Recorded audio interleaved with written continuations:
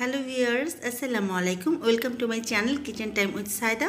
আজকে আমার রেসিপি প্রবাসী ভাই বোনদের জন্য, যারা বিদেশের মাটিতে বসে দেশি কালো জামকে মিস করে, শুধু তাদের জন্য আজকে আমি করে দেখাবো চেরি ভর্তা, যা কালো জামের বিকল্প হিসেবে খাওয়া যাবে। খুবই মজার এই চেরি ভর্তাটা, আমার কাছে তো খুবই মজা লাগে। কি করে বানাবো চলুন জেনে নিই। আশা করি আমার আজকের রেসিপিটা আপনাদের ভালো লাগবে। চেরি ভর্তা বা চেরি মাখার জন্য প্রথমেই আমাদের লাগবে চেরি। আমি এখানে চেরিগুলোকে খুব ভালো করে ধুয়ে নিয়েছি। ঠিক এরকম করে চেরি বোটাটা আমি ফেলে নিব। কতটুকু চেরি দিয়ে ভর্তা বানাবো সেটা একান্তই আপনার ইচ্ছে, আপনার যতটুকু ইচ্ছে আপনি ততটুকু ভর্তা বানিয়ে নিতে পারেন। আমি এরকম একটা বাটিতে নিয়ে নিয়েছি চেরিগুলো, কারণ এই বাটিটা ঢাকনা আছে, খুব ভালো করে জাম ভর্তার মতো ঝাঁকিয়ে ভর্তাটা বানানো যাবে। সেই জন্য আমি এরকম একটা বাটি নিয়েছি। আপনি যে কোনো বাটি ব্যবহার করতে পারেন, ঢাকনা হলেই হলো, সেটা প্লাস্টিকের হোক, স্টিল হোক বা বাটির মধ্যে প্লেট দিয়েও খুব জোরে জাম ভর্তার মতো ঝাঁকিয়ে নিতে পারবেন।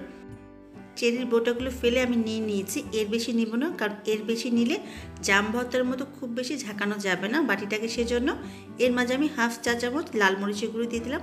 আপনি যেটা শুকনো মরিচ ইউজ করতে পারেন। এবার দিয়ে দিব বিট লবণ। আর একটা কথা, মরিচ যদি আপনি ঝাল বেশি খান তাহলে আরেকটু বাড়িয়ে দিতে পারেন, আর কম খেলে মরিচের পরিমাণটা সামান্য একটু কমিয়ে দিবেন। বিট লবণ দিয়ে দিব 1 চা চামচ পরিমাণ। বিট লবণটা দেওয়ার জন্য এক্সট্রা কোনো লবণ দিতে হবে না।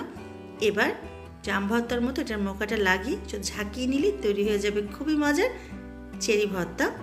ইচ্ছে মতো যেভাবে আমরা জাম ভর্তাটা বানাই ঠিক একইভাবে আমি ঝাঁকিয়ে নিব। বিশ্বাস করুন, এই ভর্তাটা খাওয়ার পর আপনারা যারা দেশি কালো জাম ভর্তাটা মিস করছেন তারা আর মিস করবে না। অবশ্যই একবার হলো বাসায় বানিয়ে খাবেন আর আমাকে জানাবেন কেমন হলো। খুব ভালো করে 4-5 মিনিট ঝাঁকালেই তৈরি হয়ে যাবে খুবই মজার চেরি ভর্তা বা চেরি মাখা। আমার বাচ্চারা তো খুবই পছন্দ করে, আর আমি যখনই দেশি কালো জামকে মিস করি তখনই চেরি ভর্তা বানিয়ে খাই। আর এখন চেরির সিজন, এখন যখন ইচ্ছে তখনই আপনি চেরি ভর্তা বা চেরি মাখাটা বানিয়ে খেতে পারবেন। কত সহজেই তৈরি হয়ে গেল খুবই মজার চেরি ভর্তা। এবার আপনি আপনার পছন্দ মতো পরিবেশন করুন খুবই মজার চেরি ভর্তা। যদি আমার রেসিপিটি ভালো লাগে তাহলে অবশ্যই আমার চ্যানেলকে সাবস্ক্রাইব করে রাখবেন পরবর্তী রেসিপির জন্য। আর যারা সাবস্ক্রাইব করেছেন তাদের অসংখ্য ধন্যবাদ। দেখে নিশ্চয়ই বুঝতে পেরেছেন কতটা ইয়ামি হয়েছে আজকের চেরি মাখাটা।